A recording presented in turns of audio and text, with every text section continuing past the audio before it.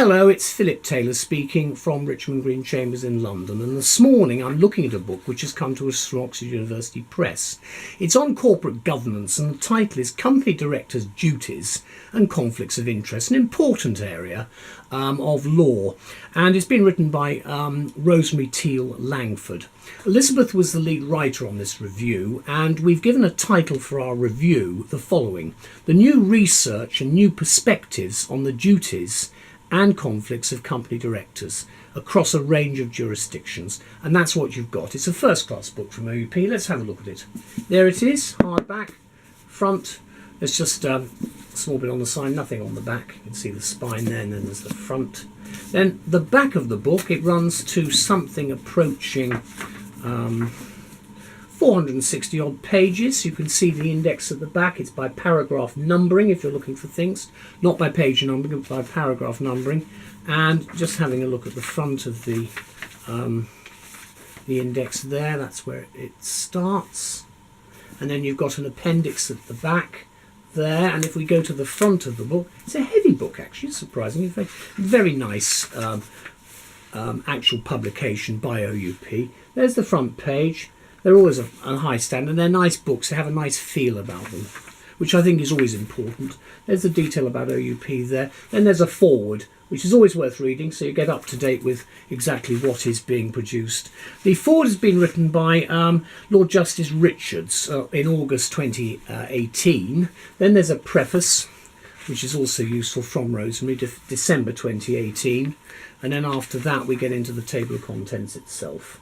And you can see again very much the house style of OUP. You can see the structure of the table of contents. You should find things quite easily. There are 12 main chapters and then an appendix. And the appendix on corporate opportunities and spectrum.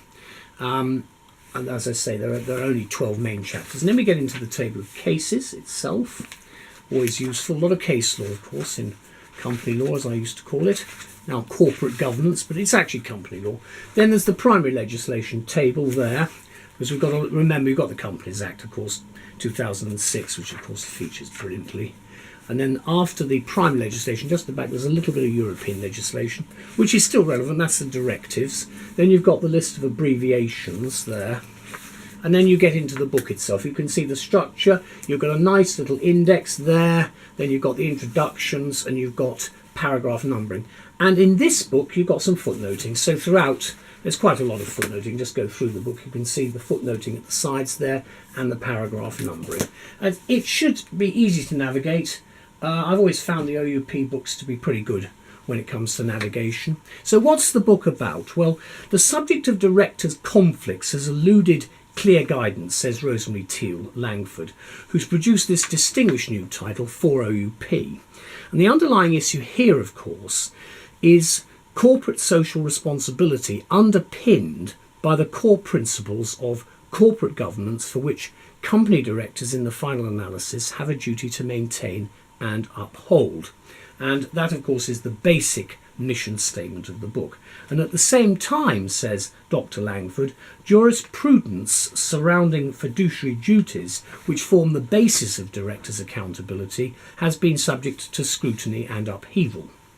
And that's obviously very clear within both the case law and, of course, the statutory codification, which is the Companies Act itself. Now, in shining the light of clear-eyed analysis into certain hitherto murky corners of directors' conflicts, as well as duties, Langford's monograph illuminates several issues which have hitherto been somewhat underexplored. The book, she says, combines academic analysis of these conflicts with practical guidance, with emphasis on the former. Now, in delving deep into important but under-examined areas of inquiry within corporate law, Langford draws on jurisprudence from 6 different Commonwealth jurisdictions, namely the UK, Australia, Hong Kong, Canada and New Zealand.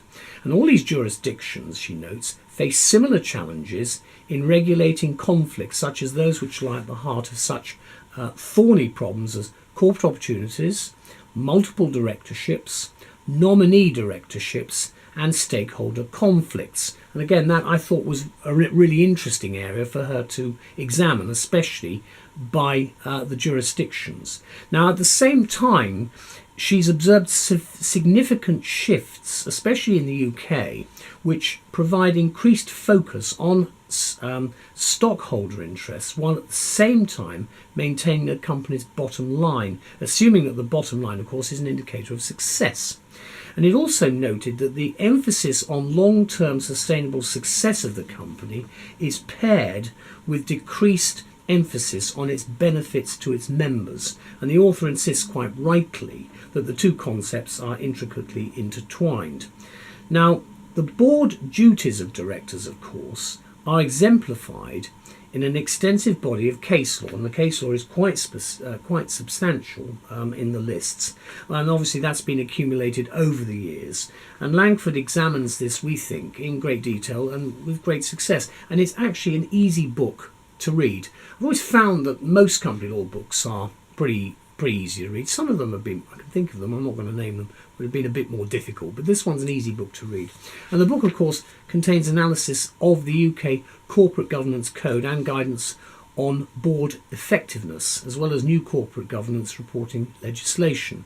The time is opportunity, says Langford, to reassess and clarify the operations of the codified directors' duties in the Companies Act 2006. Obviously that's in the UK.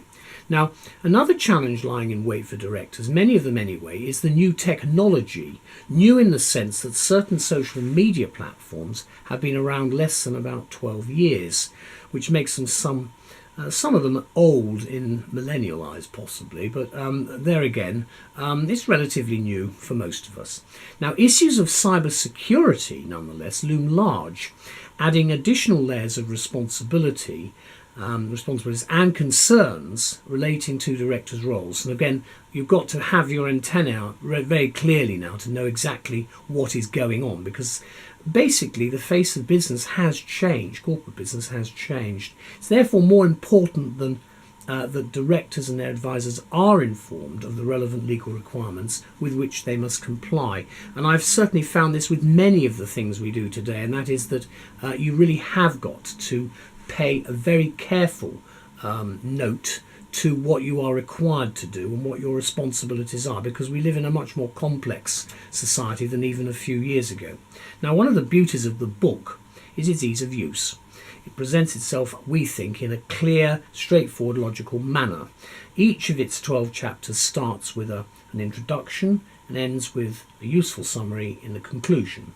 And the paragraphs are numbered throughout, as I've shown, and there is a detailed table of contents and an index at the back to facilitate the often lengthy process of looking things up. And that's one of the keys with company law, is cross-referring and looking things up. You should find things pretty easily.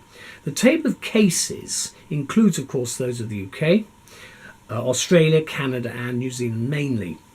And it's very handy, of course, when dealing with multiple jurisdictions. And there's also a table of primary legislation. And for practitioners, academics and judges, as well as students involved in this area of law, we think the book is a useful and indeed essential acquisition.